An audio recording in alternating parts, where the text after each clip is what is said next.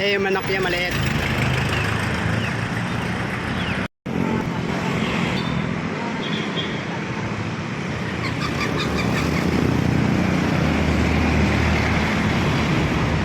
Kunin mo na to kuya, bigay mo sa aso mo.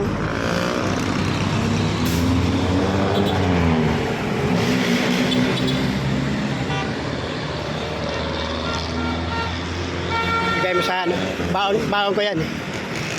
Bigay mo sa alaga mo. May itlog. Kuya, sandali. Di ba ikaw si nag-viral sa TikTok? Si Mang Dionisio? Ako nga pala si Tani, kuya. Pwede kita makausap sandali, kuya? Ito pala si kuya, no, na kita ko, no, na habang sumasakay ako sa jeep, ano. Kaya nakita ko ang tulak-tulak niyan, daming alaga na, ano, no, aso, no. So, bumaba ako sa jeep, guys, tapos binigay ko na lang yung baon ko sa kanya para, ah, kasi papunta na ako sa trabaho ko, no. So, inabot ko na lang yung baon ko sa kanya para naawa ko sa mga ang daming aso nagsiksikan sa ano sa ano tawag nito, yung kariton na tinutulak niya.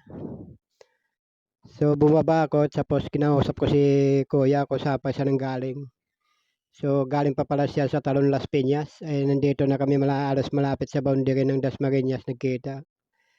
So ayan nga, habang kinakausap ko siya, patigil-tigil siya. No? So lalapitan natin yan guys. No? Habang kinakausap ko siya, siya pala si Mang Dionisio, yung nag-viral sa social media na nag-alaga ng maraming aso sa kariton, no? Ito pala siya. So, umalis pala siya doon alas 2 pa na ng ano, madaling araw sa Talon Las Piñas.